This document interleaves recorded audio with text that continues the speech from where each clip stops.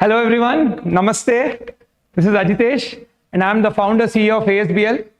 I'm really excited to host you all to Reality of Tomorrow conference Broadway version. So thank you all for coming and let's get started. So before we get started, I always like to put forward the agenda so that gives us a clear view of how this conversation is going to happen and sort of give a direction in which we're going. So firstly, I thought I'll just cover briefly the entire location aspect of Broadway, right?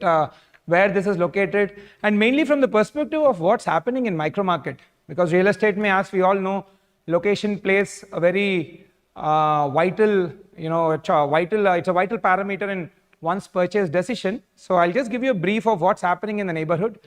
Then I'll get going to my most favorite topic, the entire audience research, and which translated into the product research and how the product design has evolved out of that product research.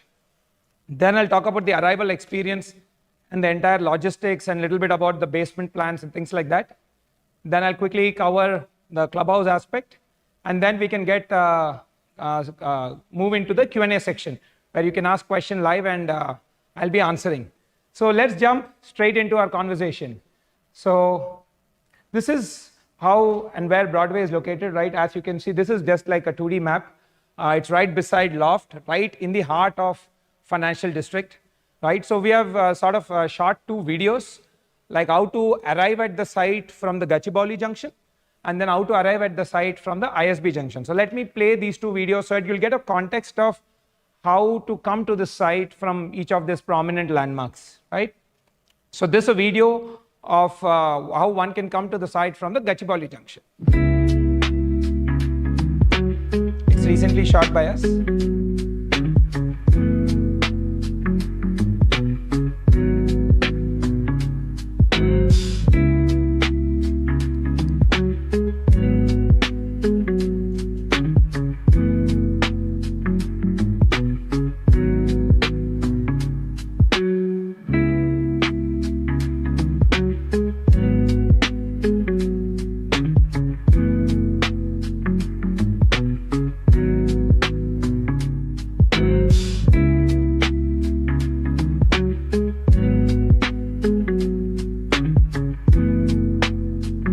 Ashoka Liviano was my first project.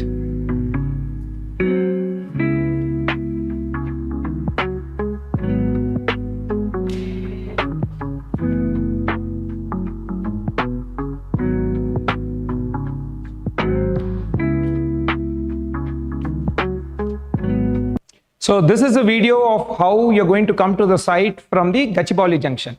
Now let me play the video of how you can come to the site from the ISB junction, or the IIIT junction, what we call.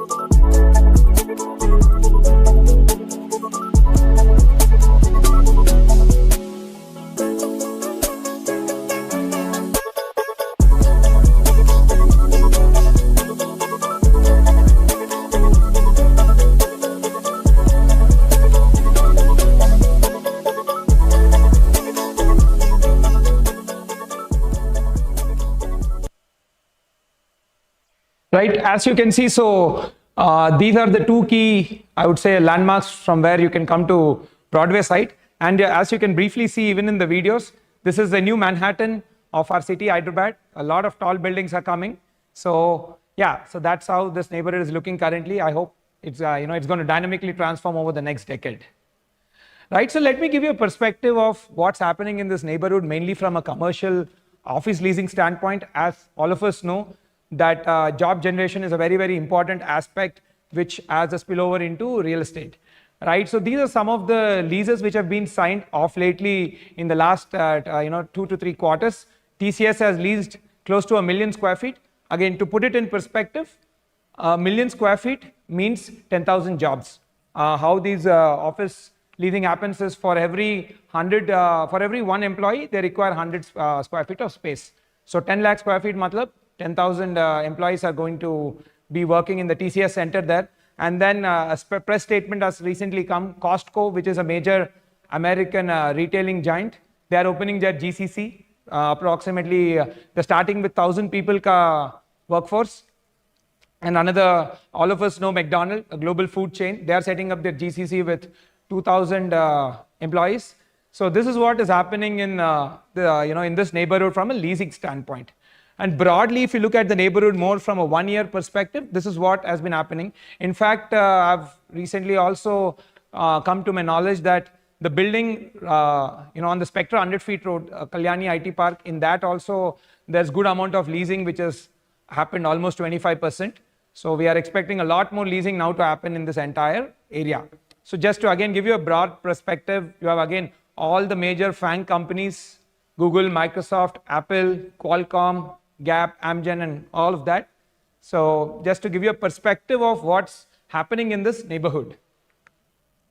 Right, and another next critical aspect of this neighborhood from a transportation standpoint, right? Again, see, one is the entire aspect of leasing, which will generate jobs. Next important thing in real estate, which will impact entire, neighborhoods, is got to do with entire road networks and your transportation network, high-speed rail corridors like metro rails and all of that, which is, which will greatly enhance the logistics of the area. So government has recently, there is a phase 2 also coming up, which will connect from KPHB to financial district. So these are the two key updates I thought I'll share with you guys. And so now let's get into my most favorite aspect of the entire presentation. And see, basically in this, I would be covering about what is the research we have done before we started designing Broadway project, what is the audience research, and how that translated into product design.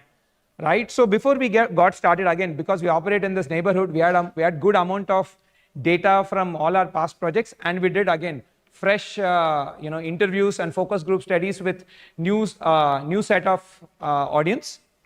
So broadly, if I may say, this is what has come up at a macro level of for whom the Broadway project is majorly focused towards. So when we did research, the primary principal age group is around 35 to 45 years.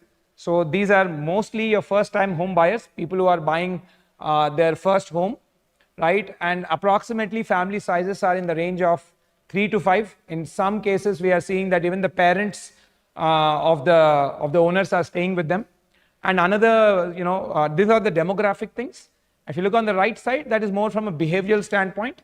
At a macro level, what we could understand is 73% of our, households for whom this project is designed, like whom we surveyed, are double income households. So one key trait of double income household is both the husband and the wife, both are working professionals. So they would need all the support from their daily utilities and all of that. So your amenity design and your product design has to cater to those needs. And then 64% of them are, parents where the kids are in the age of 0 to 7 years, so they're like early parents. That's again a key demographic for us. And when we did research, 82% of our customers have mentioned that they are used to hybrid work. So so basis of this macro understanding, we designed something called the lifestyle grid. Okay, so what does this demographic data, behavioral data, again there's a lot more data than what we have published here, and we created something called the lifestyle grid, in which we broadly categorize that into 5 zones. As you can see, living space, which has got considerably to do with your floor plans, your tower plans, how you're going to consume the space, what you're purchasing. Then we went into the concept of practical luxury. This is where I was saying the research of, us knowing that most of our customers are double income households. So your daily utilities have to be within your reach to save up on time and to create convenience.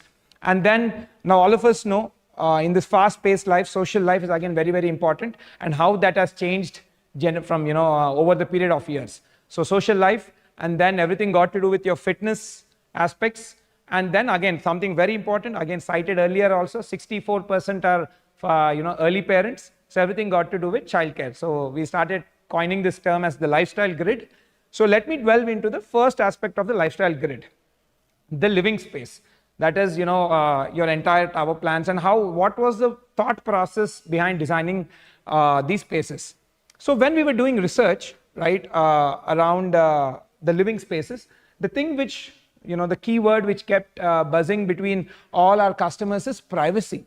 So what we got an understanding that, okay, once people come to the tower level, that is, into the corridors, after the lift lobby and all lobbies and lift lobbies and all of that, privacy became their most important aspect.